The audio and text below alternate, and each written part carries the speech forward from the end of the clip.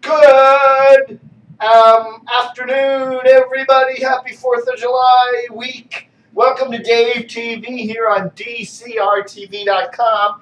Just decided to go for some new camera angles here. How does that work? I don't know. Let's see. You know, I always put the camera in the same place. So I thought this time I'll try something different. Let's try. Oh, I don't know. This isn't going to work, is it? How's that look? Not going to work? I don't know. Maybe move it over like that. Yeah, let's try that. How's that look?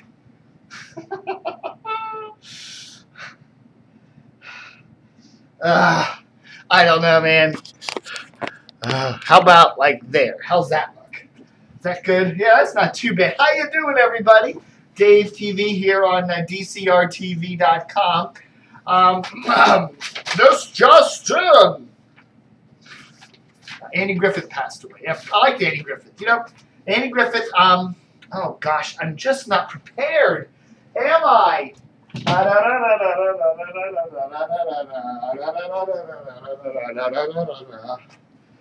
One of the best movies of all time, A Face in the Crowd, starring Andy Griffith and Patricia Neal.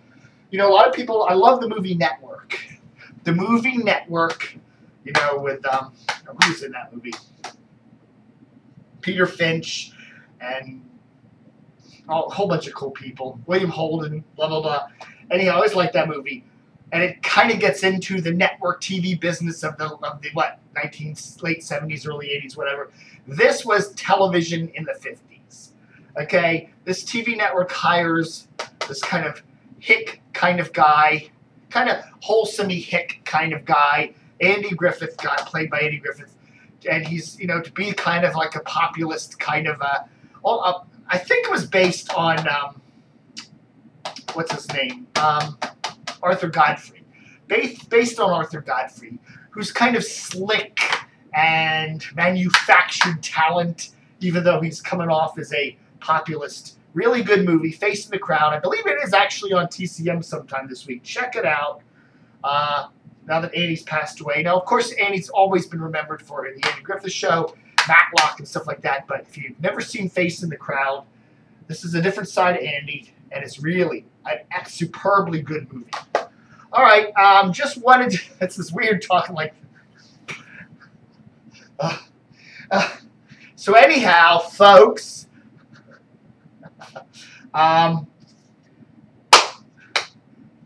rule is, a couple years ago, they came out with these new ratings called PPMs, Portable People Meters, a new way they're taking radio ratings. And the rule is, basically, you can't get good PPM radio ratings unless you're on a really strong signal in a market, okay? Rim-shoddy stations don't work. And that's, I think, what is hurting a lot of CBS's radio stations here in Washington.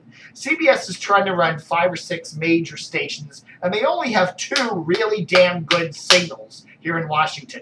They have 95.5 and 94.7. The rest of the signals, 106.7, 1580, 99.1, 107.9, all have some problems with their coverage areas. And CBS will never be able to get decent PPM ratings on those other signals. So basically, 95.5, 94.7. Okay? So now you look at your stations and you say to yourself, what are we dumping the most amount of money into programming-wise? What do we have our whole reputation on? WNEW, the new all-newser. And where is it? It's not on one of our 2 major signals, 95.5, 94.7. I tell you, WNEW will not be a success in the ratings until it's put on 95.5 or 94.7, okay? Or unless CBS does something else, buy some other signal, get some other signal.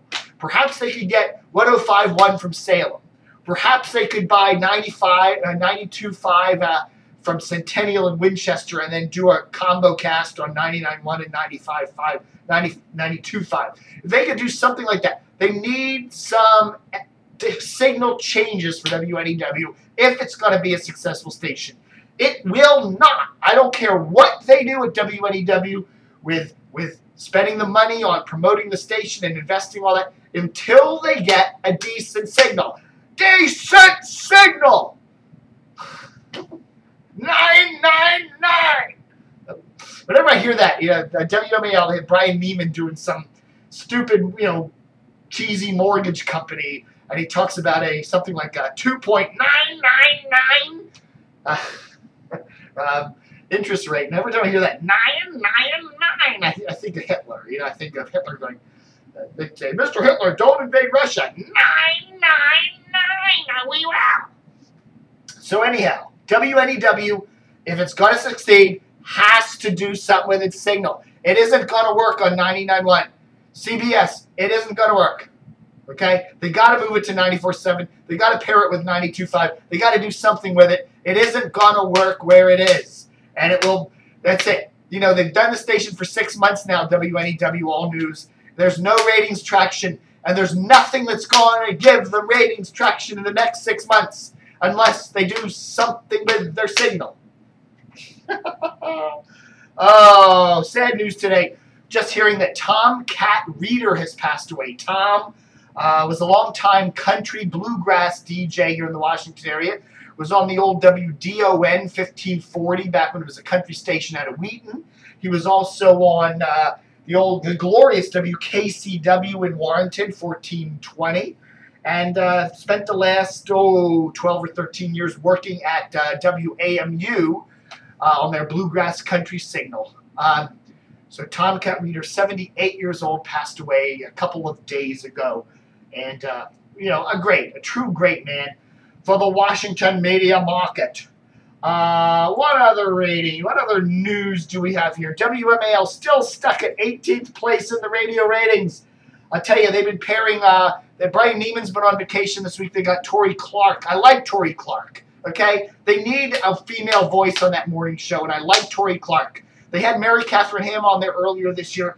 Mary Catherine Ham just didn't work. She's kind of too much of a ditz, okay? Tori Clarke has a certain respectability. I like her. I think she's a huge addition to WMAL's morning show. She needs to stay. Okay, pairing her with Brian Wilson, as they did this morning, is okay. She might even be better paired with Brian Neiman. Brian Neiman, youthful. Tori Clarke, female. Youthful, female. Youthful, female. That's what they need. The station is going down the toilet. Their morning radio ratings, they stink. The general overall radio ratings stink, even with being on FM on 105.9. So there's theirs. WNEW needs to get a new signal. WMAL needs to get a new morning team, or desperately fix the one they got.